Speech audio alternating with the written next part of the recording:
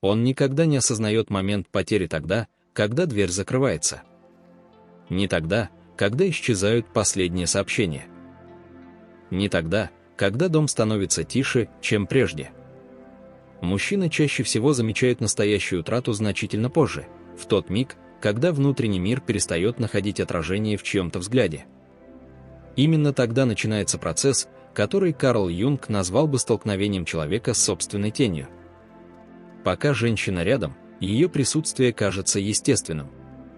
Она угадывает настроение еще до того, как он находит слова. Она чувствует напряжение в его голосе, замечает усталость за маской уверенности, различает страх под видом раздражения. Она становится тем зеркалом, которое отражает не внешность, а душу. Но человеческая психика устроена парадоксально. То, что постоянно доступно, эго начинает воспринимать как должное. Не потому, что человек плохой, а потому, что сознание защищает себя иллюзией постоянства. Оно убеждает мужчину, что понимание никуда не исчезнет. Что женщина, способная читать его молчание, останется всегда. Юнг писал о том, что человек редко осознает ценность того, что помогает ему чувствовать собственную целостность. Лишь потеряв внешний источник внутреннего равновесия, он сталкивается с собственной пустотой. Именно тогда начинается настоящее путешествие. Не к женщине, к самому себе. Большинство мужчин всю жизнь учатся скрывать эмоции. С раннего возраста им внушают, что слабость опасна, что страх нельзя показывать, что боль делает человека менее достойным уважения. Постепенно возникает защитная структура личности. Она улыбается тогда, когда хочется плакать. Она молчит тогда, когда сердце кричит. Она убегает тогда, когда нуждается в близости сильнее всего. Но иногда появляется женщина, которая каким-то необъяснимым образом видит все это без единого признания. Она замечает его усталость по тому, как он ставит чашку на стол. Она слышит тревогу между обычными словами. Она чувствует внутренний хаос, даже если лицо остается совершенно спокойным. Это не магия. Это глубина эмоционального присутствия. Такая женщина соприкасается не с маской мужчины, а с его бессознательным. Именно поэтому рядом с ней возникает ощущение странной безопасности. Ему не нужно постоянно играть роль сильного. Не нужно бесконечно контролировать каждое слово. Не нужно быть идеальным. В ее присутствии он впервые начинает отдыхать от собственного эго.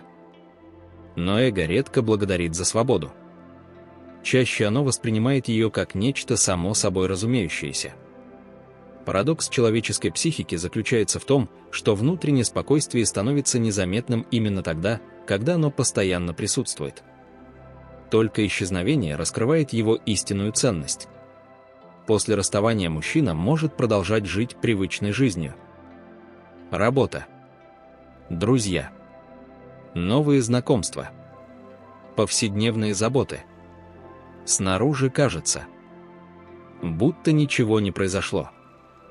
Однако бессознательное никогда не прекращает свою работу. По ночам оно начинает возвращать забытые ощущения. Не воспоминания. Именно ощущения. Как она смотрела на него, когда он молчал. Как спокойно становилась рядом с ней. Как исчезала необходимость постоянно что-то доказывать. Юнг говорил, что вытесненное всегда стремится вернуться. И когда внешняя суета стихает, психика открывает дверь тем чувствам, которые были слишком болезненными для сознания раньше. Именно поэтому сожаление редко приходит сразу. Оно созревает медленно. Очень медленно. Потому что сначала разрушается иллюзия независимости. Потом исчезает чувство контроля. Затем мужчина замечает странную вещь. Никто больше не понимает его так, как понимала она. Можно встретить красивых женщин. Можно восхищаться их внешностью. Можно проводить время вместе. Но возникает ощущение, будто разговоры стали поверхностными. Слов стало больше. понимания меньше. И тогда бессознательное начинает сравнивать. Ни лица, ни фигуры, ни возраст. Оно сравнивает уровень душевного соприкосновения. И почти всегда оказывается, что глубина не повторяется случайно. Та женщина не угадывала его мысли потому, что обладала сверхъестественными способностями. Она внимательно присутствовала. Сегодня это стало редкостью. Большинство людей слушают, чтобы ответить. Она слушала, чтобы почувствовать. Большинство замечают ошибки. Она замечала боль. Большинство реагируют на поступки. Она ощущала причины. Именно поэтому ее отсутствие ощущается не как исчезновение человека, а как исчезновение внутреннего дама. Современная психология говорит о безопасной привязанности. Но Юнг пошел бы еще глубже. Он сказал бы, что мужчина встретил женщину, которая временно стала проводником к его собственной душе. Она помогала ему соприкасаться с теми частями личности, которых он сам боялся. Пока она была рядом, ему казалось, будто внутренний мир становится менее пугающим. Когда она ушла, вместе с ней исчезла возможность легко возвращаться к самому себе. Теперь каждый вечер становился немного длиннее. Каждая победа немного тише. Каждый успех менее насыщенным. Потому что существует особая форма близости, которую невозможно заменить внешними достижениями. Это ощущение, что кто-то видит тебя полностью. Не только силу, но и страх. Не только достоинство, но и несовершенство. И все равно остается рядом. Такое принятие меняет психику глубже любых слов. И когда оно исчезает, мужчина впервые начинает понимать, что потерял не просто отношения. Он потерял пространство, где ему больше не нужно было прятаться. Именно с этого момента начинается настоящая встреча с собственной тенью. Он еще не готов назвать это сожалением. Пока нет. Но бессознательное уже сделало первый шаг. И назад дороги больше не существует. Наступает момент, который почти невозможно предсказать. Он может случиться спустя недели. Иногда спустя месяцы. А иногда проходят годы, прежде чем мужчина вдруг осознает, что все последующие отношения оставляли внутри него одно и то же необъяснимое чувство незавершенности. Снаружи жизнь продолжается. Он достигает целей. Покупает новые вещи. Меняет окружение. Пытается убедить себя, что прошлое осталось позади. Но бессознательное не подчиняется календарю. Оно живет не во времени, а в символах. Юнг говорил, что душа разговаривает с человеком языком образов, повторений и внутренних переживаний. И когда какая-то встреча затрагивает глубинные структуры личности, она не исчезает после расставания. Она продолжает существовать внутри как архетип, как внутренний образ женщины, которая однажды позволила ему почувствовать себя увиденным. Именно тогда возникает странное противоречие. Он встречает похожие улыбки, похожие голоса, похожие привычки. Но ни одна из них не возвращает того ощущения покоя. Потому что он ищет не женщину. Он ищет то состояние души, которое пробудилось рядом с ней. Большинство людей ошибочно принимают тоску по человеку за желание вернуть отношения. Но часто это не одно и то же. Иногда мужчина скучает не по прошлому. Он скучает по собственной личности, которая существовала рядом с этой женщиной. Возле нее он был мягче, честнее, менее напряженным, менее одиноким. Она не делала его сильнее. Она позволяла ему перестать постоянно быть сильным. Именно эта разница меняет все. Современная психология говорит о том, что человек бессознательно стремится туда, где его нервная система чувствует безопасность. Там, где не нужно постоянно ожидать осуждения, борьбы или эмоциональной обороны. Если женщина обладала зрелостью, внутренним спокойствием и способностью принимать без постоянного контроля, и ее присутствие постепенно становилось местом психологического отдыха. Но человеческое эго редко ценит покой. Оно ищет возбуждение, новизна, подтверждение собственной значимости. Поэтому иногда мужчина уходит не потому, что рядом плохая женщина, а потому, что его незрелая часть принимает стабильность за отсутствие чувств. Ему кажется, будто исчезла искра. Хотя на самом деле исчезла тревога. А человек, привыкший жить в эмоциональном напряжении, способен перепутать спокойствие с равнодушием. Это одна из самых тонких ловушек психики. Травма делает хаос привычным. И когда появляется любовь без борьбы, бессознательное начинает воспринимать ее как нечто подозрительное. Так проявляется тень. Не в агрессии, не в жестокости, а в неспособности принять простое человеческое тепло. И только потеряв его, мужчина начинает замечать, насколько шумной была его внутренняя жизнь без нее. Он вспоминает не громкие события, не подарки, не праздники. Память неожиданно удерживает совсем другое. Как она молча садилась рядом, когда ему было тяжело.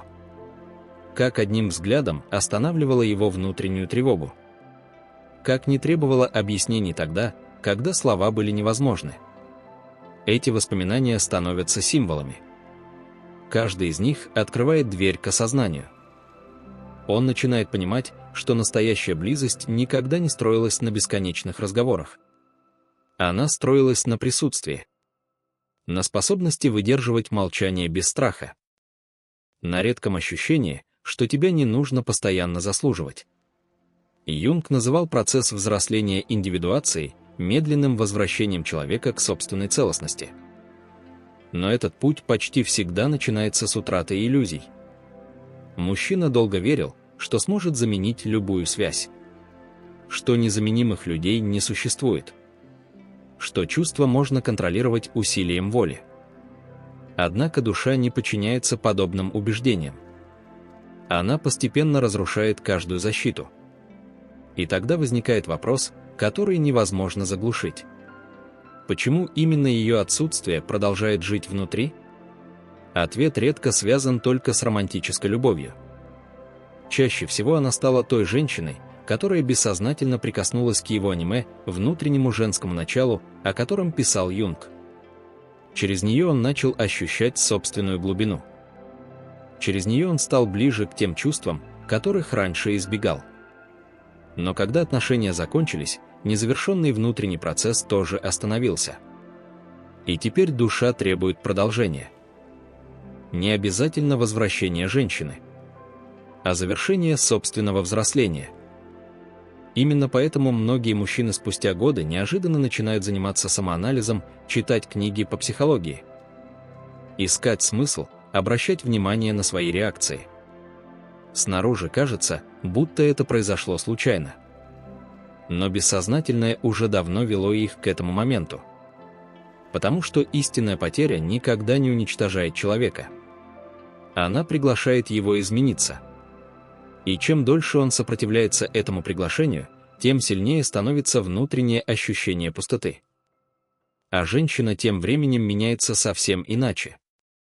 Если она проходит через свою боль осознанно, если перестает искать подтверждение собственной ценности в чужом выборе, если начинает видеть себя не через призму отказа, а через призму собственной души, происходит нечто удивительное. Она перестает ждать. И именно тогда ее энергия становится совершенно иной. Не холодной, не недоступной, а свободной. И именно свобода обладает тем магнетизмом, который невозможно сыграть. Свобода женщины редко проявляется в громких заявлениях.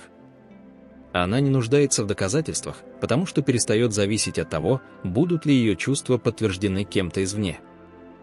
Именно в этот момент происходит самое глубокое изменение, которое почти всегда остается незаметным для окружающих, но никогда для бессознательного мужчины. Пока она пыталась быть понятой, ее энергия была направлена наружу. Она искала ответы в его взгляде, в его сообщениях, в его реакции. Но когда боль становится не наказанием, а приглашением к внутреннему росту, начинается процесс, который Юнг называл движением к собственной целостности. Она больше не борется за место в чьей-то жизни. Она начинает занимать место в собственной. И это ощущается даже на расстоянии. Парадокс заключается в том, что мужчина часто замечает эту перемену лишь тогда, когда уже не имеет к ней доступа. Он может случайно увидеть ее фотографию, услышать о ней от общих знакомых, или просто однажды вспомнить ее лицо и почувствовать, что воспоминание стало другим. Раньше оно вызывало привычную ностальгию. Теперь – тревогу. Потому что он интуитивно понимает, она больше не ждет. А человеческая психика особенно остро реагирует не на потерю контроля, а на потерю возможности вернуть все назад. Эго долго убеждает человека, что время всегда будет на его стороне. Что можно вернуться позже. Извиниться позже. Осознать позже.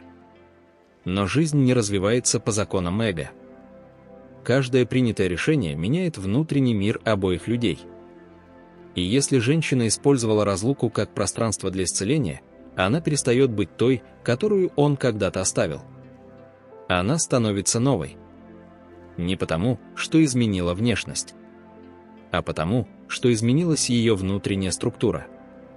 Современная психология говорит о посттравматическом росте, способности человека не только восстановиться после эмоциональной боли, но и обрести более глубокое понимание себя. Именно это происходит, когда женщина перестает воспринимать потерю как доказательство собственной недостаточности. Она начинает видеть в ней зеркало. Не зеркало своей ценности, а зеркало чужой незавершенности. Она понимает, что не может пройти путь индивидуации за другого человека.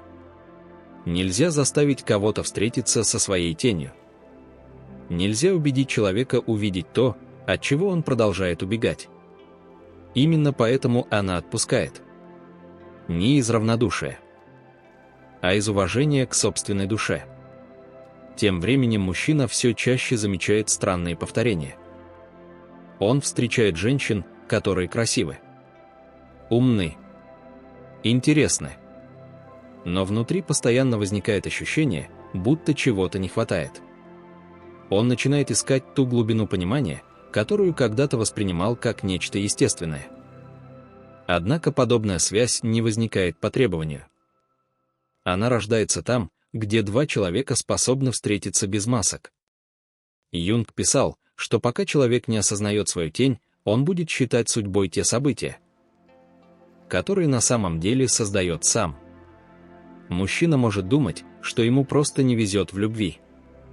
Но бессознательное знает другую правду. Он снова и снова выбирает отношения, которые не требуют настоящей уязвимости. Потому что однажды испугался именно ее. И теперь пустота становится учителем. Она больше не позволяет отвлекаться бесконечной занятостью. Каждый вечер, когда стихают разговоры и исчезает шум внешнего мира, остается только внутренний голос. И этот голос постепенно задает вопросы, которых он избегал долгие годы. Почему было так трудно сказать ей правду? Почему заботу он принимал за слабость? Почему спокойствие казалось скукой? Почему любовь, не требующая борьбы, вызывала желание убежать? Эти вопросы становятся дверью в глубинную психологическую трансформацию. Ответы редко приходят сразу. Они рождаются через одиночество, через сожаление, через молчание, через признание собственной незрелости. Но именно с этого начинается настоящее взросление. И в это же время женщина уже перестает жить прошлым. Она не стирает память. Она перестает делать ее своим домом. Воспоминания остаются частью ее истории, но больше не управляют ее настоящим.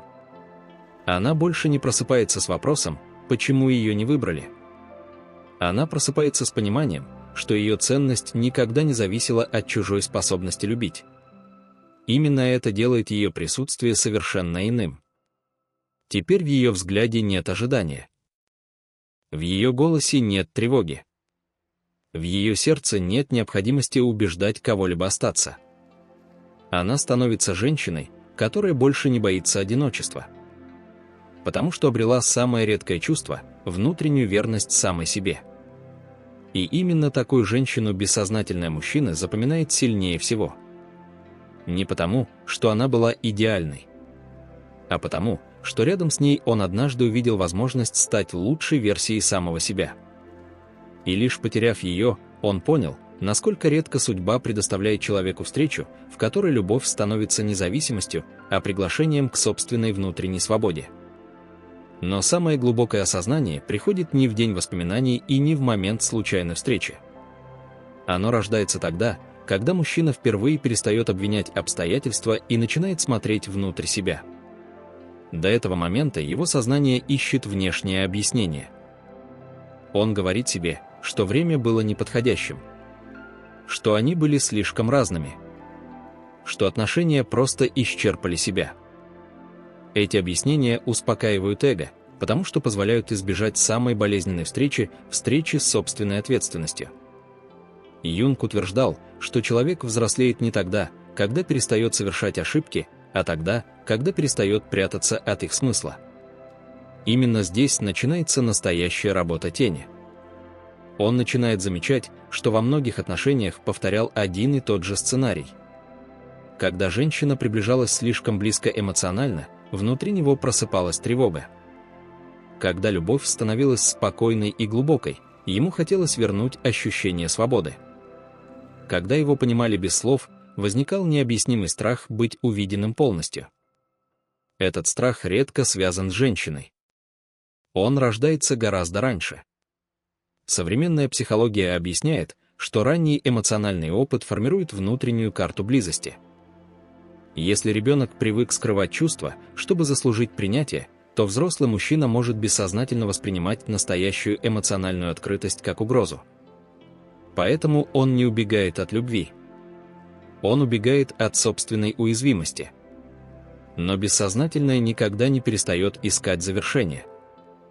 То, что однажды было отвергнуто сознанием, возвращается через воспоминания, через сны, через неожиданные эмоциональные реакции. Иногда достаточно услышать знакомую мелодию или почувствовать аромат, напоминающий о прошлом, чтобы внутри снова ожило то, что казалось давно забытым. И тогда он понимает удивительную вещь. Он вспоминает не ее слова, не ее внешность, не какие-то грандиозные события. Он вспоминает состояние, которое возникало рядом с ней. Это было чувство, что ему не нужно постоянно защищаться. Что рядом есть человек, который видит не только его силу, но и усталость. Не только достижения, но и сомнения. Не только уверенность, но и страх. И не отворачивается. Такое принятие невозможно заменить случайными встречами или новыми впечатлениями. Оно становится частью внутреннего мира.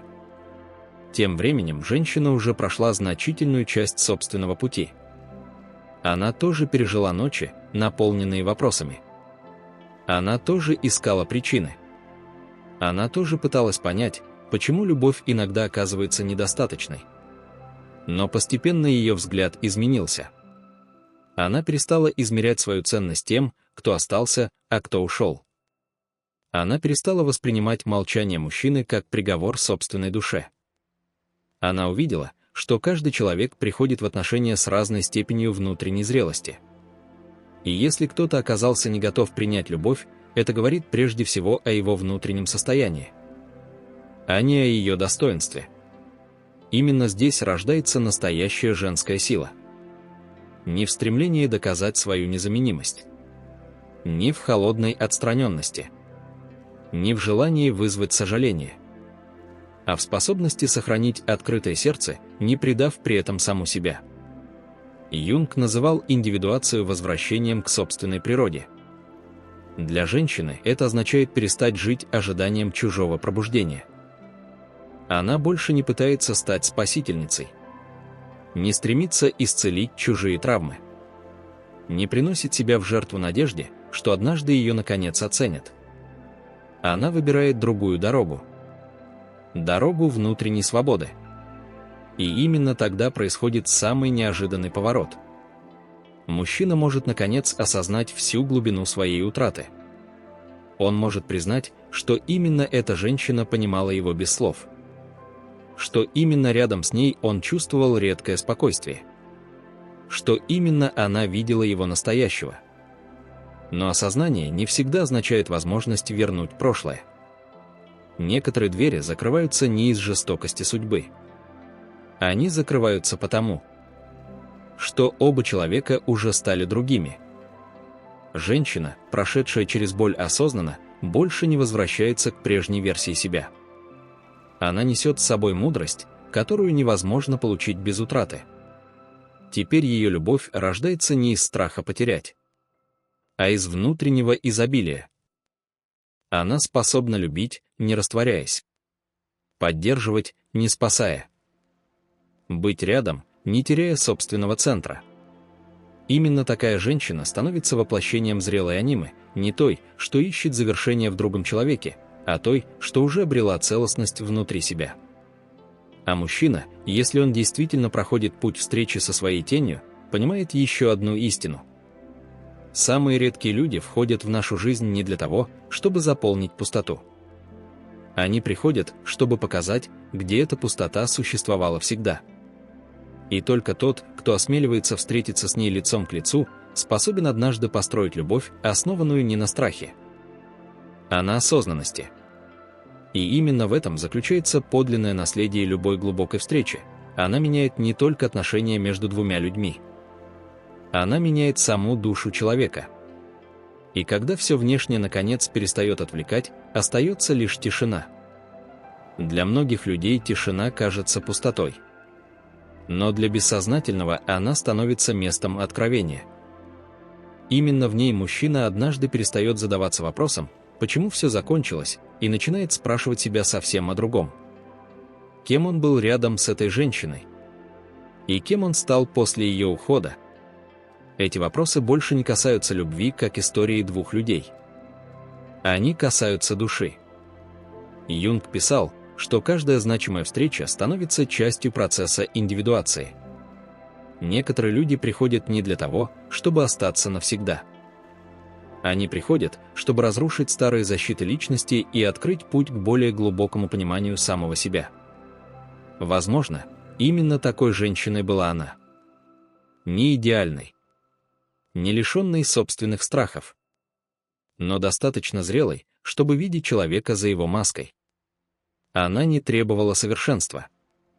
Она не ожидала, что он никогда не ошибется. Она лишь надеялась, что однажды он перестанет бояться быть настоящим. Однако путь к собственной подлинности невозможно пройти за другого. Каждый человек однажды остается наедине со своей тенью. С теми чувствами, которые так долго отрицал. С теми страхами, которые прятал за уверенностью. С теми сожалениями, которые невозможно исправить одним разговором. И если мужчина действительно принимает этот внутренний вызов, происходит нечто гораздо более ценное, чем простое сожаление. Он перестает идеализировать прошлое. Он начинает понимать его смысл. Он больше не говорит себе, что потерял просто отношения. Он осознает, что потерял возможность любить без постоянной внутренней борьбы. Именно это понимание становится началом внутреннего взросления.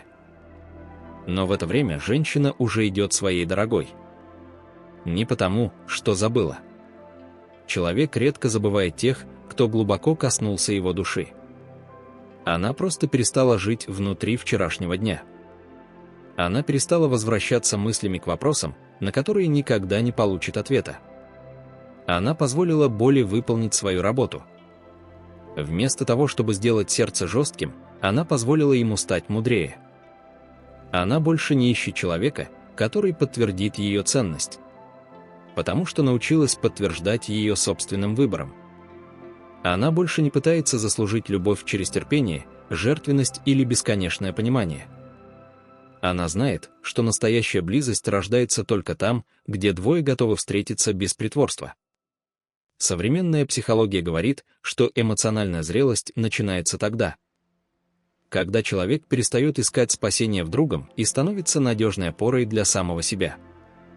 Именно это произошло с ней. Ее спокойствие перестало зависеть от чужих решений. Ее достоинство перестало зависеть от чужого признания. Ее любовь перестала зависеть от страха быть оставленной. В этом и заключается истинная трансформация. Она не превратилась в женщину, которая больше никого не любит. Она стала женщиной, которая больше не предает себя ради любви. И именно такая внутренняя свобода обладает самой тихой и самой сильной притягательностью. Не потому, что она заставляет кого-то сожалеть, а потому, что она перестает жить с целью быть выбранной. Она сама становится источником выбора. Если мужчина однажды вновь встретит ее взгляд, он, возможно, увидит знакомое тепло. Но вместе с ним он заметит нечто новое. Спокойствие, которое невозможно поколебать. Достоинство, которое не нуждается в доказательствах. Мягкость, которая больше не рождается из страха потерять. И тогда он окончательно поймет, что утратил не просто женщину, понимавшую его без слов. Он утратил редкую возможность встретить человека, рядом с которым мог научиться понимать самого себя. Но даже эта истина не становится концом истории. Потому что каждая глубокая потеря может превратиться либо в вечную рану, либо в дверь к осознанности. Мужчина выбирает, останется ли он пленником сожаления или позволит боли превратиться в мудрость. Женщина выбирает, останется ли она заложницей прошлого или станет автором собственной новой жизни. И именно этот выбор определяет судьбу гораздо сильнее, чем сама встреча. В конце концов, любовь никогда не была испытанием того, насколько крепко человек способен удерживать другого. Она всегда была испытанием того, способен ли он сохранить собственную душу открытой, не потеряв уважение к себе. И когда женщина проходит этот путь до конца, она перестает ждать, что кто-то вернет ей ощущение целостности. Потому что находит его внутри. И именно тогда ее присутствие становится самым мощным проявлением внутренней силы, спокойной, зрелой и свободной. Женщина, которая знает себе цену, не гонится за кем-то, она выбирает сама.